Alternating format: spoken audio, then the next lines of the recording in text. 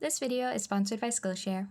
The Y2K. A time where the future of tech seemed uncertain yet exciting. MP3 players were on the rise and the phones were flipping. This phone is older than me. It's also a time a lot of us has come to romanticize and appreciate, although it of course also had its own set of issues and was literally named after the year 2000 problem. We're all able to look back at it fondly and draw inspiration from it to this day. So, in today's video, I'll be taking on 4 different aesthetics that all fall under the Y2K umbrella and attempting to transform them into cute girls with plenty of lore. I might have gone a little bit overboard and ended up designing a whole universe and relationships between these girls, so I hope you're as excited as I am to see how this soap bottle might just want to smooch with this notebook.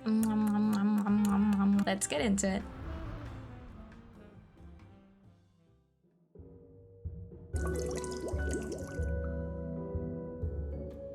Frutiger Aero is a futuristic aesthetic that swept the early 2000s, especially in the realm of user interfaces, graphic design, and technology. The style was meant to evoke a feeling of optimism and hope for the future, often depicting cityscapes, glossy surfaces, bubbles, swooping shapes, and its rather excessive use of green and blue. You saw it everywhere. Originally, this aesthetic wasn't called anything, but in 2017 it became known as Frutiger Aero. It was named after the fonts often used within this aesthetic, and it gained a lot of popularity as well starting in 2022. Frutiger Aero encompasses many subgenres and related aesthetics, which can all be referred to under the Frutiger family, TM. Interestingly, however, the aesthetics wiki, which I use for a lot of my information regarding these aesthetics, link in the description, does not consider this image to be up to date anymore. I'm therefore still showcasing this to explain how the very nature of aesthetics are a constantly changing landscape, given that aesthetics as a whole are largely driven by public knowledge and how people as individuals each use these terms. There's no objective answer to what falls into each category. Therefore, it's very common for aesthetics definitions to get broader as people may use them quote-unquote incorrectly. I therefore wanted to mention that this video is not necessarily an in-depth look into each of these aesthetics, but rather my take on them with the information that I was able to gather. As an example, it's actually in the gray area, where the Frutiger Aero is at all under the Y2K umbrella. But I will still be using this aesthetic to design a character with, as I am more so aiming to focus on the prominent aesthetics that emerged within the early 2000s, rather than only the Y2K aesthetic alone. Now enough talking, let's get to designing.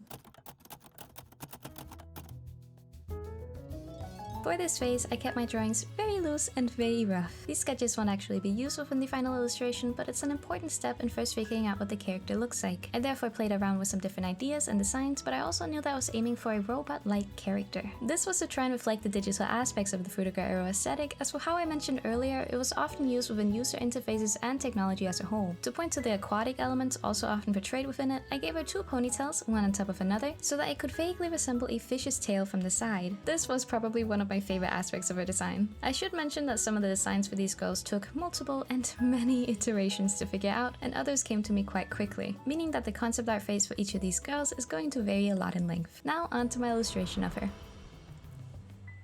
Here, I start off by figuring out the pose I want for her. I wanted it to be clear that she was sort of floating and not actually putting any weight on her legs, so I make her lean very heavily to the side. I then go over the basic anatomy I plopped down with a red color, so it's easier to tell the difference between what's anatomy and what's meant to be added on top. I then also give her some robotic legs, and I go in to define the shape of them a little bit more. I make sure that one of them is viewed from the side slightly, so you can tell what the design on the back is like. The legs were purely made with aesthetics in mind though, and I have no idea how they would actually work functionally. I made them with a splash of kneecap covers, a splash of ventilation holes, and a hint of wires too, for good measure. The same can be said about her stomach too, which logically makes absolutely no sense. It might be a bit hard to tell at this stage, but essentially her stomach is just a green lava lamp with some odd floating goo inside and a little fish. I might have let myself get inspired by the technology around this time that had like random water elements inside of them. It was so unnecessary, but it looked really nice. There's actually a company too that's just completely honed in on the Frutiger Aero aesthetic with this and are producing these cute little mice with teeny tiny little fishies in them. I'm also not really sure where to include this, but when I was researching this aesthetic for the video, I stumbled across the Frutiger Aero subreddit, and on there I found that someone made Frutiger Aero but evil.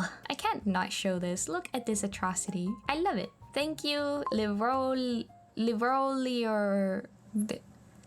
It's really fun to me though that there are entire subreddits and people dedicated to celebrating this aesthetic and time. It really can feel like a little portal into the 2000s when you see a certain image with that classic song added to it, which I found out is actually from a video game and not at all related to the aesthetic, but the entire internet decided that that was its theme song, and I personally agree. I feel like those of us who grew up with a lot of this aesthetic around us have definitely been more prone to falling back in love with it as it's emerged in the recent years, and I'm really glad it's gotten so much attention too. Oh, I also gave her a pretty heavy sidebang, which I would say it was inspired from the 2000s like classic sidebang that was so popular at the time, but I don't really think it counts as that either. I think I made mine too spiky and maybe too big on one side for it to look like that, which was probably just because I love that hairstyle on characters in general and I could not help myself. But don't worry, it does probably contain at least 2.5 bottles of hairspray, so at least it's similar in that way. For the colors, I pretty much stuck to green, blue, and white as they appear a lot within this aesthetic. It was pretty simple for the coloring and textures, which was nice as she was a lot easier to render out than some of the other girls, but you'll be hearing more about that later on. And my struggles. I then continued the green and blue color scheme into the background as well. I ended up doing a unique one for each girl, trying to make it sort of abstract but fitting within the aesthetic. I honestly just wanted to push it further and make it really clear where the inspiration was drawn from for each of these girls, so later on you'll be seeing some bubbles and swirly goodness appear.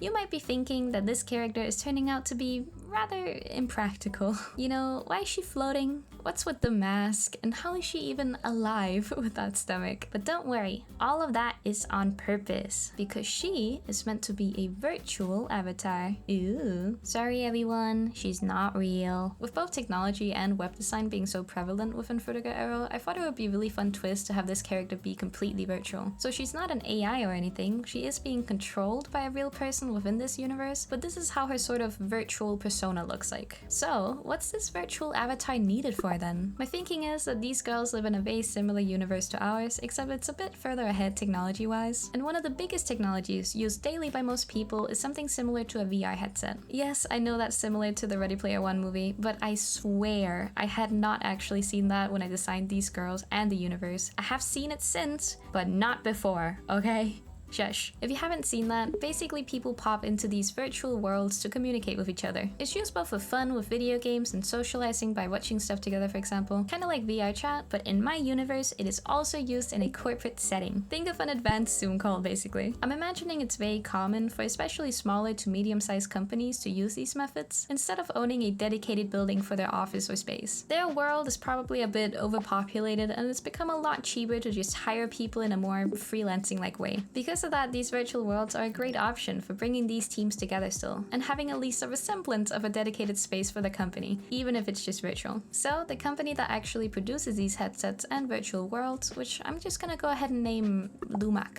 Do we like that name? Lumac? It needs to sound slightly evil.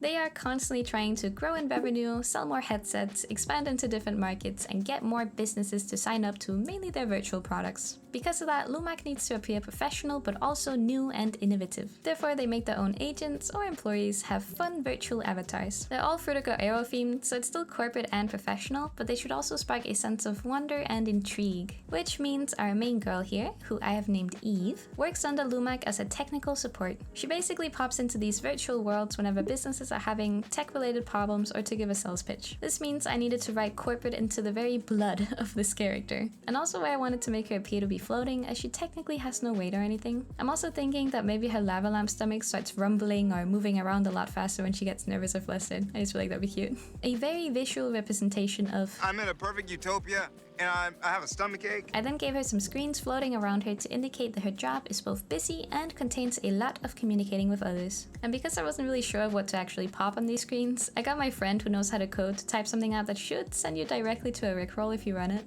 What? One of the things I did to show this sort of draining customer support role that she has was to put a mask over her mouth with a constant smile on it, whilst her eyes are looking mildly dead. I wanted the mask to sort of wrap around her head as well, so it looks like it's almost impossible to take off, which might be a metaphor for how hard it is to leave this company as well, but more on that later. Basically, every second that she's within this character, she is very heavily filtered, and she has been for a very, very long time. But this is all about to change, as Eve here, after years of honest and good work, recently got offered a promotion to oversee a new virtual celebrity that Lumac just bought the rights to. This means she's no longer going to be dealing with hundreds of customer complaints per day, but just needs to focus on communicating with one person. So much easier, right? Now she will be the middleman between Lumac and the increasingly popular virtual celebrity known as Savannah Sparks, who I might just get to designing next. First design done! And I gotta say, she's probably my favorite. I know you're not meant to choose between your kids, but I just love Frutiger Aero so much I can't help it. And don't you worry, you will be hearing a lot more about Eve and the world she lives in throughout the rest of these designs too. The world building was something I really wanted to focus on, more so than I have with any of my other characters, the majority of which may or may not live in a white void. But it's also a skill that I'm very new to, so it was honestly a bit intimidating to even start, especially since I do not have any formal training in art whatsoever, meaning that all these art skills are homegrown, darling. Of varying quality. But recently I've been trying to grow my skills a bit more, and one thing that's definitely helped me with that has been watching Ira Marcks' class about concept art and world building over on Skillshare, which this video is kindly sponsored by, where he dives into everything that makes up a world and asks a lot of questions that I would have otherwise never thought about. Like, what does your world's technology look like, and how do people use it in their day-to-day lives? This is a fun one. What does your civilization value, for better or for worse? Who holds the power, a government or a single person, if anyone? Such cool questions and a wonderful class that has really helped me shape the world better that Eve lives in. And if you want to watch this class or just develop your own storytelling more too, you can find it over on Skillshare or by following the link in my description. Now, if you don't know what it is, Skillshare is an online learning platform where you get to take classes made by industry professionals to further develop any skill that you might be interested in. And I mean basically any. They have thousands of creative classes in hilariously many categories. Yes, Skillshare, I am interested in this. It also has one of the largest online communities for creatives, and it features a learn by doing approach, meaning you get to complete a specific project for each class you finished and also see how everyone else did on the project, which is something I personally really enjoy. But don't worry if that scares you, it is completely voluntary and you can enter classes set at any skill level and take it at your own exact pace. So if you're interested in, say, digital art, painting, graphic design, or maybe even some portfolio development, I really encourage you to check out Skillshare. And the first 500 people to use my link in the description will receive a 1-month free trial of Skillshare. Get started today! Now, on to the next aesthetic. 4, 5, 6, like they say I can't be fixed. Diamonds and sparkles, low-rise skirts, and hot pink cheetah prints everywhere. McBling came in full swing in the early 2000s, an aesthetic that's often miscategorized as just Y2K, but it's actually its entirely own subgenre. In here, you'll find movies like Mean Girls, sites like MySpace and BarbieGirls.com, incredible amounts of celebrity drama, and a heavy use of mascara. It was fun, it was unserious, it was a time for parties, being girly and carefree, which might be why the aesthetic now includes a sensitive topic warning on the wiki. Because whilst this time was full of glam and velour tracksuits, it was also stock full of unhealthy celebrity lifestyles, intrusive paparazzi, and a perhaps escapist take on mental health. But man, was it iconic. The aesthetic encompassed mainly fashion, celebrity culture, a bit of interior design, but it was also plastered on lots of products some of us may remember, like the Bratz dolls, random cheap notebooks we'd find at the store, and the animal prints that suddenly appeared on everything. I personally remember not being too fond of the aesthetic when I was a kid, but looking back now and seeing the hot pink mess that it was, I can't help but enjoy it. It's so full of not being afraid to stand out and just over-the-top girliness. It's been really fun to revisit and put my own spin on it with my character, which we'll get to designing right now.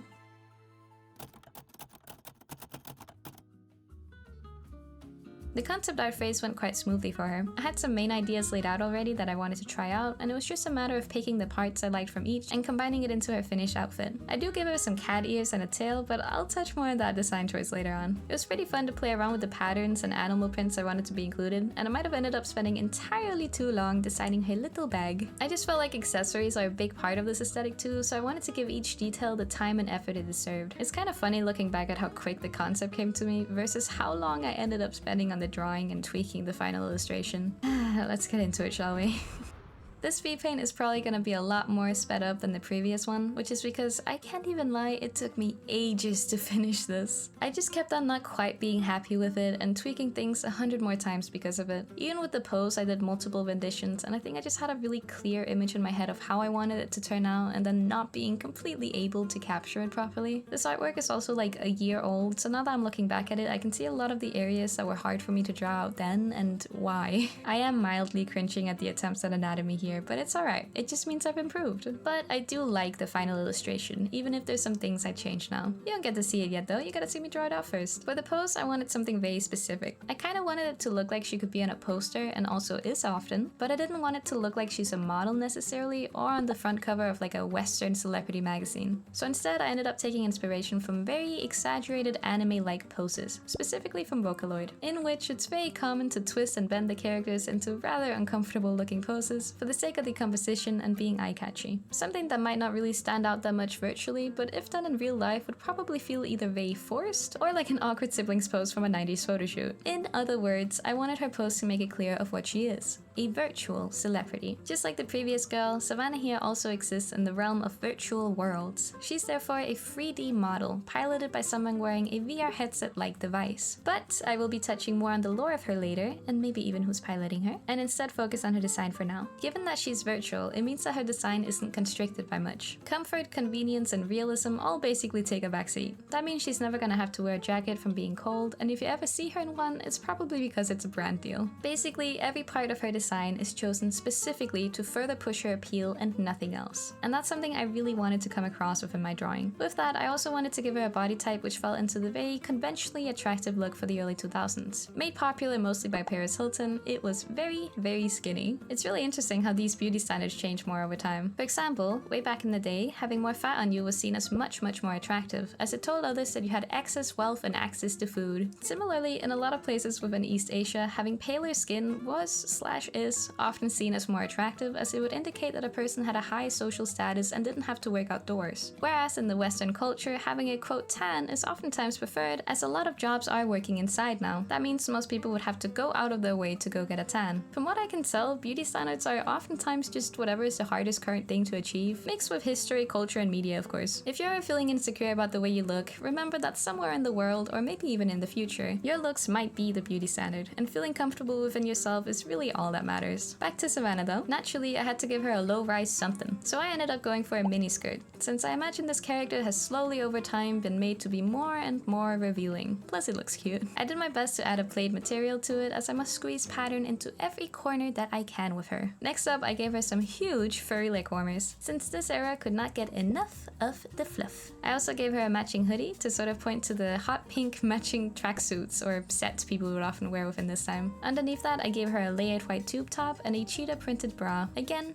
iconic. I did also put a tiny bit of scene in her by adding some raccoon tail stripes to her tail. I couldn't help myself, it's so cute. I do wish looking back that I'd leaned more into her jewelry as well, like maybe including the silver hoops I had in the concept art, but all I really ended up going for was a choker and a necklace basically, which is fine, but the next time I draw her, I'm probably gonna throw in some more bling, and maybe some over the top nails too. Like I mentioned earlier, I also gave her a bag with a zebra print, which I kinda made to be swinging around her as she's in a very energetic and moving pose. To further break up the symmetry within her design, I also added a partially ribbed fishnet stocking with hearts included on them on her left leg. I don't know why, but I just really like that part of her design. I think it might have brought me back to the Monster High dolls a little bit and that time in general. But then I realized something horrible. She kind of has Claudine vibes. You know, I never really noticed it, but Claudine is like a McBling icon. Look at that top. And with her having animal ears too, there's definitely a comparison to be made between them. So in an attempt to further distance the two, and just also because I associate it with the aesthetic, I ended up giving her bright blonde hair. With this usually not being a natural color for a black person to have either, I felt like it helped push further her unreal and virtual vibe as well. I then struggled hilariously much on her face, and I redid it oh so many times. Eventually though, I did fall on something I was happy enough with, and I moved on to rendering everything else out. For the background, which you'll see more later on, I added anything I could think of which fit into the McBling aesthetic, which regrettably featured a bunny logo that I,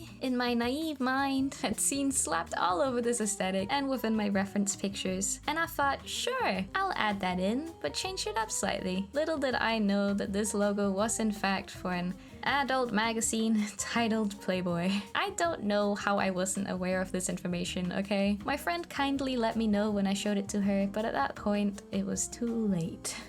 God damn it. Anyway, going back to why I gave her some furry-like elements. What I'm thinking is that within these virtual worlds that the majority of the population would use, people obviously have their own avatars too and are not really limited to what they can look like. So a lot of people might choose to look like a superhero or a giant cool robot or an animal or maybe a fantasy creature. And in Savannah's case, she has cat ears and a tail because it is simply very popular virtually. Basically, She is hip, and she might be one of the reasons why it's become more popular as well. After all, she is a virtual celebrity, and a lot of people might strive to have similar elements on their avatar to her. But man, she's a little bit tired of being a virtual celebrity. Let me explain her lore. Having emerged on her own within the virtual space and gaining popularity for this character, she quickly got snatched up by contractors and managers. Initially, it seemed like a great deal. Her income would become secure for once, her little character that she'd lived through for so long would be cemented as an icon. She wouldn't even have to deal with contracting brands and moving things forward on her own anymore. Instead, she would be able to focus entirely on performing, playing her cheerful self, and doing all the art behind the promotional pictures. It was her passion turned into a lifestyle. That was until she began getting a bit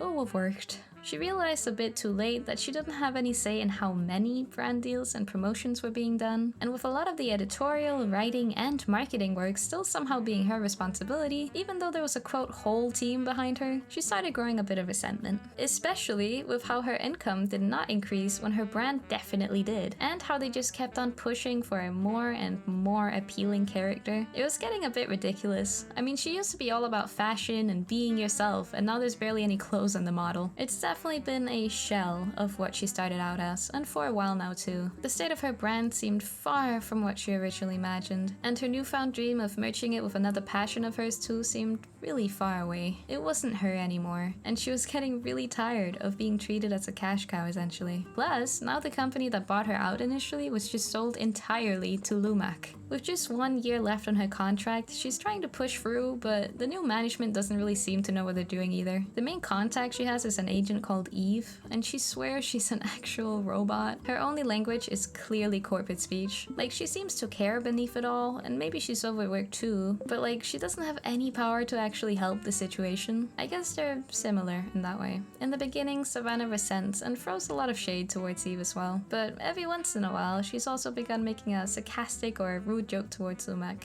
And just between the two of them, the two girls that are trapped underneath a company that isolates and overworks them, they can laugh at it together. It was really rare for Savannah to hear Eve's real voice, but just occasionally she could pull it out of her with a laugh. It was something she slowly began looking forward to hearing again, even through the many layers of sass that she'd give her. This was probably the hardest one for me to do, but we managed! I quite like how she turned out, and I had a good time working on all the different patterns and textures within her design. But what do you guys think? Would you have done anything different with the McBling aesthetic? I know if I ever gave her another outfit, I would probably include some denim in there too. I feel like that'd be fun. It is time for the next aesthetic though. Can you guess what it's gonna be? Ooh.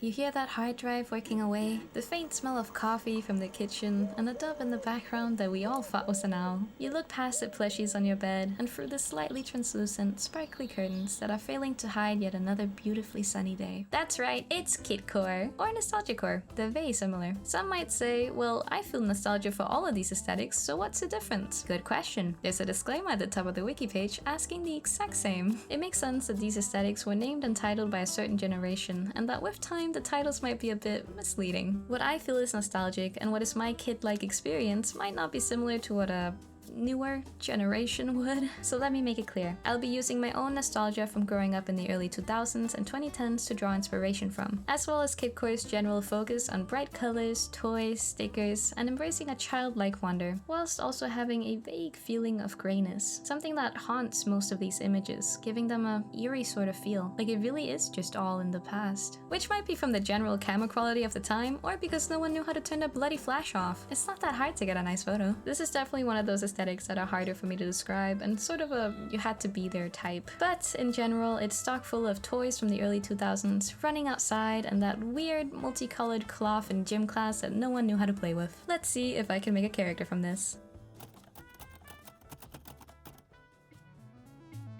Diving into the concept art. For this character, I had less of a general idea or immediate feel for what I wanted. Because of that, I decided to sketch out some quick outfits with different elements to each so that I could mix and match what I enjoyed afterwards. I knew I wanted it to look like a young adult still who was dressing up in these clothes, so one thing I did to make that clear was give her a big t-shirt that she had knotted into showing some midriff. For the hair, I definitely took inspiration from a YouTuber I would watch when I was younger called LD Shadow Lady, who absolutely rocked this hairstyle. This is what the epitome of cool looked like to me. I also gave her some huge pants and a bright pink strawberry backpack, which I just find really funny because she probably brings this around with her like a main purse. Imagine rolling up to the bank with this bad boy. Hands up and put the money in the bag!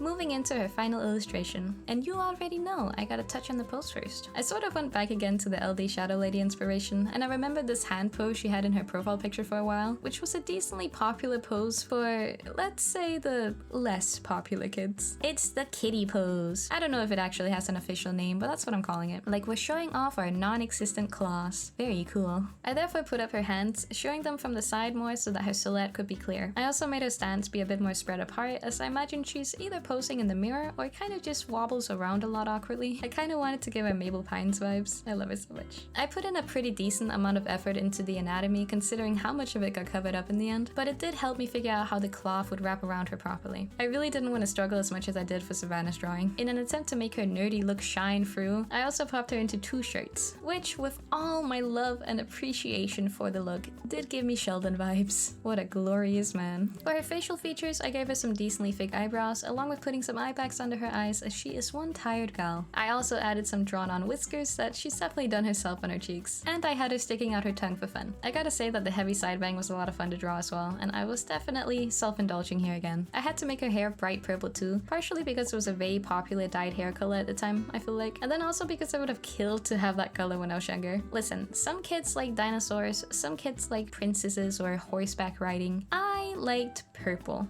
everywhere. I then also gave her a cat hat, which I think I took inspiration from that YouTuber group again, this time with the Orion sound. But to be fair, this style of hat was also decently popular in the early 2010s, and I really loved the little cat paw print I added on the back of it too. My absolute favorite part of her design was next, which is in the tiniest little detail. A mustache drawn on the side of her finger so that she can pop it right up above her mouth and live as a free spirit in the 2010s trends. Sometimes we humans are just adorably geeky, and I still cannot believe that this was an actual trend. It's so lovely to think about that someone, somewhere out there still has their little mustache tattoo on their finger in our current year, though it might be a bit faded by now. Melanie, which is what I've just named her, simply draws hers on with marker though, whenever she gets bored. I then added a chain attached to her pants with a Tamagotchi, an LPS figure, and a mini Psyduck. I also added some patches and stitches to her pants and hat, trying to make it look a little bit old and worn down. I wanted what she wore to further push the feeling of age and no longer being within this time, but still mentally relishing in it. Calling back to this looming gray feeling you see within this aesthetic where something feels off, but it's not necessarily the toys or the places, it's you. You've changed. With that, I hope I can illustrate how whilst this aesthetic is something that can bring forward oh so much joy, nostalgia, and comfort, it can also be used as a way to escape certain feelings if lived in too much. And I think that might just be the case with this character. Oh, how I love character designing. I then gave her a belt because her giant pants looks like they'd fall right off otherwise. She is also rather underweight, which I imagine is something she struggles with self-image wise. So that was another reason I wanted to give her a lot of oversized clothing, as she might feel more comfortable within those. She is also a rather horrible cook, so her diet is a lot of girl dinners. I sort of wanted to make Melanie have a lot of the young adult struggles that come with newly living on your own, like struggling with the cooking or cleaning, time management, and taking care of all your own needs. Some people get that experience for the first time in college, and others out in their own apartments. She is definitely the latter. I wanted it to come across within my drawing that she really doesn't go out much either, so instead of giving her some proper shoes, I slapped some Crocs on her, which I find absolutely hilarious. One of my OCs wears Crocs. Pink Crocs too.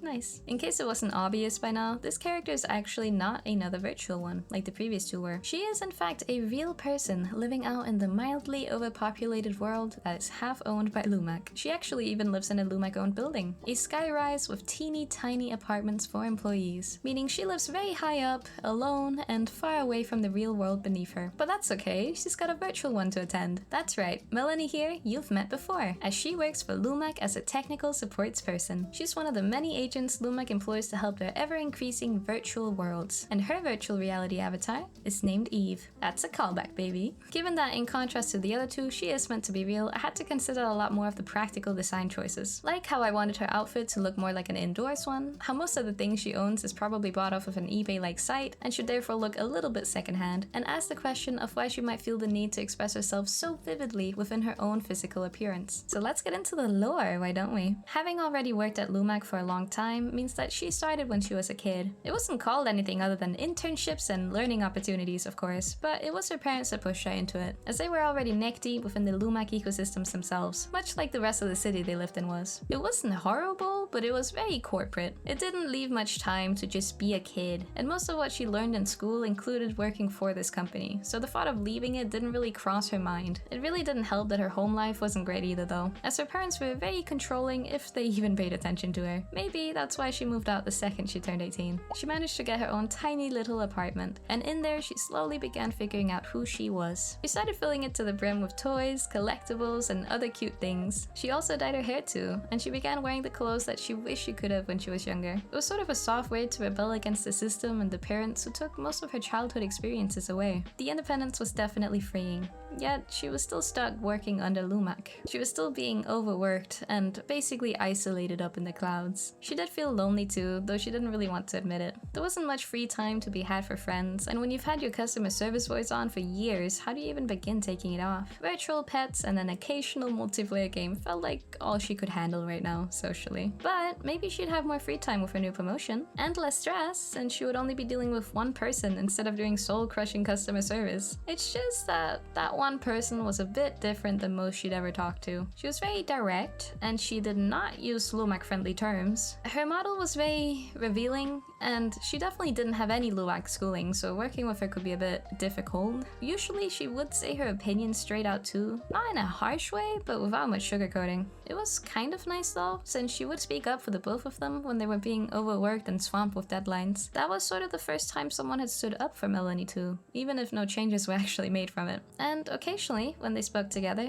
Melanie could hear a tiny bit of a northern accent about from Savannah, like she maybe wasn't from around the city. She did kind of enjoy it when it happened, since Savannah would always scrunch her nose a little bit afterwards and then go really heavy on the celebrity lingo for a while. Recently, she's been making jokes too about Lumac as a company. She knows she's meant to report those, but like, they're also really funny. There's no harm in that, right? Like, if it means she's having a better time working, then She has been enjoying work a lot more recently. She kind of looks forward to the next meeting with Savannah even. Like yesterday, she got to see some of her earlier promotional work, and it was really nice getting to see how she's grown and just seeing a tiny bit more of who's behind that character. She kind of wishes she could get to know more of her, but also she's meant to be professional, and she wouldn't want Lumac to catch any idle chatter happening. Maybe she would want to do some after hours work together? Yay, I finished her! That is the third one done with only one to go. You can probably tell that her background is a lot more object focused compared to the more abstract shapes the previous two had, which was partially to show that she's not virtual like the other two and exists around the real world with things she can interact with, but also just because Kidcore as an aesthetic is pretty heavily focused on things like toys and objects rather than graphic design elements, I feel like. I really like how she turned out though, and I hope you do too.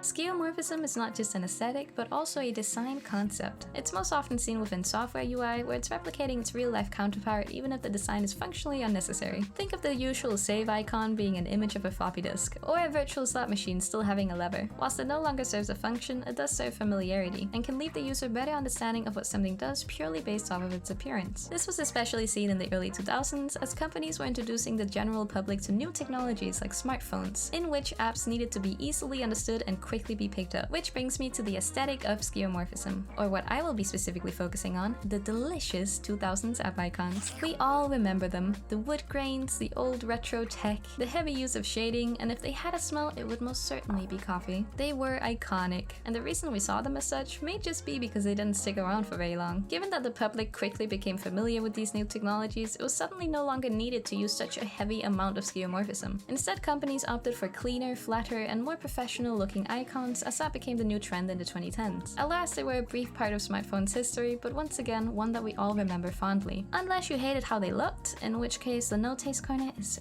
right over there. To designing.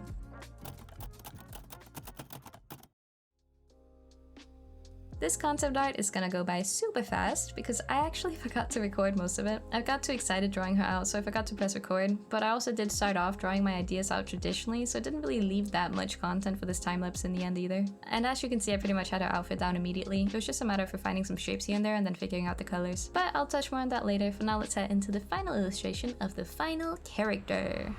I really just popped all of my recording mistakes into this final speed paint, because I also forgot to record my canvas. Don't worry though, I do remember to press record later on, but for now, please enjoy seeing my cursor as well. Yeah, it doesn't move as fast now, does it? I start off by figuring out her anatomy. You might see that I draw a couple of lines across her limbs in some places, which is to better understand the forms that I'm looking at. I also wanted to put a little bit more weight on her than what was on the previous girls, as she, spoiler alert, is another real person. She is both living and breathing in this universe, so that means her design elements are gonna have to be more practical as well. So, similar to Melanie, I wanted her body type to properly reflect her lifestyle, in which she works a lot. All of these girls really just can't catch a break, can they? Her pose might seem a little bit strange at the moment, but don't worry, it will make a lot more sense once I've added in her outfit as well. For now, just be aware that she is in fact not doing a robot dance move. Alright? For her facial features, I gave her some slightly flatter proportions along with a slightly wider nose and lips. I also did my best to give her a sort of kind look in her eyes. Next, I worked on her hair, which I threw up in one big messy bun. Her hair texture is quite curly, but not quite to the point of coils, so maybe around a 3A or a 3B, meaning that her bangs are very bouncy as well. I imagine she enjoys having longer hair, but also finds that it can get in the way at times, which is why she prefers wearing a good bun throughout the day. I then gave her some golden hoops, which I like to imagine that her mom gave her. On to a normal speed paint now.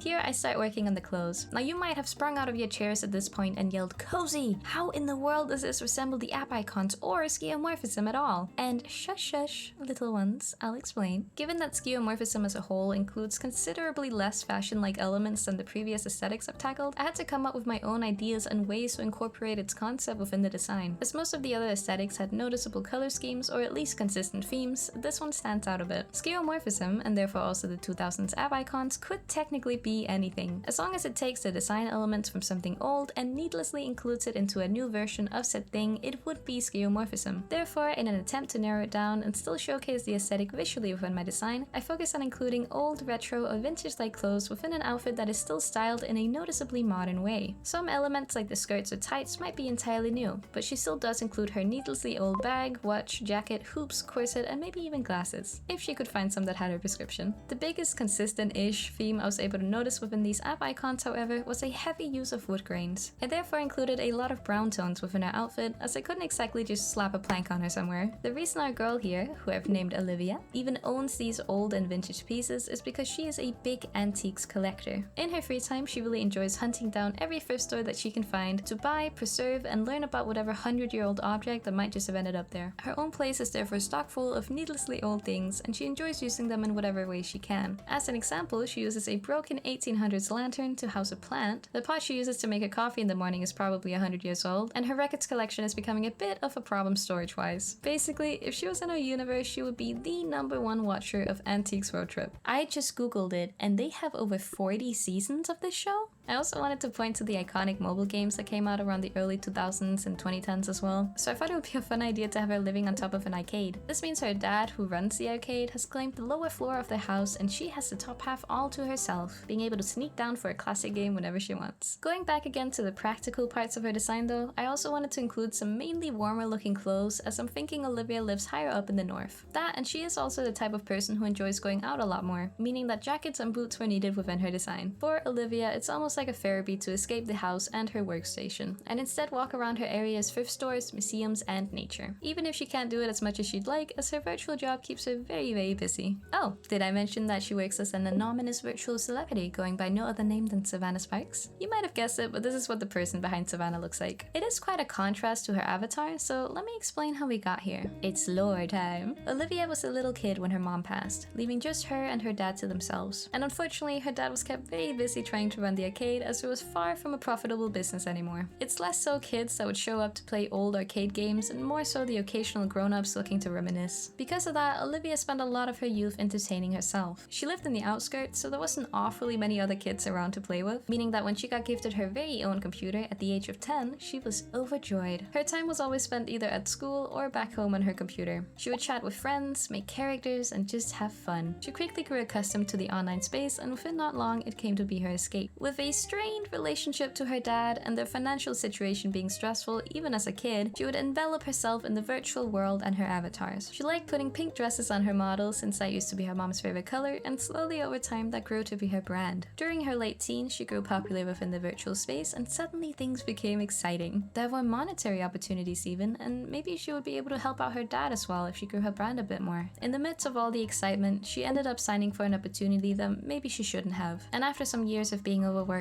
it hit her quite hard. She wasn't happy. But Olivia is the type of person to take matters into her own hands. So when she realized this, she decided it was time for a new hobby. Something else to fill her life with other than celebrity drama. Maybe because it was the first thing that came to her mind, or maybe because her mom used to work at the local museum, she decided to start collecting antiques. She began frequenting the museum as well, imagining what it would have been like for her mom to work there. And slowly over time, her initial interest turned into a love for history and its fragments left behind. Without really realizing, she began to separate herself from Savannah. She started putting on a bit of an accent when speaking for her, and she adopted a personality that wasn't maybe quite her. Slowly she began acknowledging her previous passion and escape for what it was now: work. The second she was done for the day, she would turn off her devices and look around her place filled with antiques and what was essentially her other life, what now brought her joy. She was sure that as soon as the contract was up, which was just one more year away, she would quit. That was until she got a new manager. She wasn't any better than the previous one. I mean, she was still given a lot of work, which Eve didn't have any power to lessen, but talking to her did feel different, like she really cared about her. It had been a long time since Olivia had properly talked to someone her age, and she hadn't really realized how isolated she felt from her peers. I guess going a different route than most and having to keep your work life mostly secret will have that effect. Either way, it was a nice change. She enjoyed talking with her whenever she could, even if she was super corporate sounding most of the time. They'd also recently begun doing some after work meetings too. Eve said it was because she wanted to help with her workload, but usually they just end up chatting instead. Yesterday, she'd also told Eve that she lives on top of an arcade, and she'd never seen her so excited. Was that what she normally sounds like? It was adorable.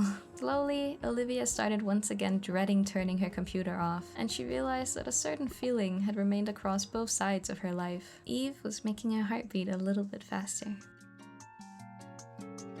That's Olivia done. I mentioned it briefly, but I also enjoyed delving into the perhaps more negative side of skeuomorphism with her story. This feeling of clinging on to a past even when it doesn't benefit you anymore. I tried to incorporate that with her dad mainly, with him holding onto an arcade that could barely run. Maybe because he and his wife have built it together, or because of the memories, but it's definitely running him down both physically and mentally at this point. Perhaps it's time to let it go, for both of them to move on to a new chapter and place.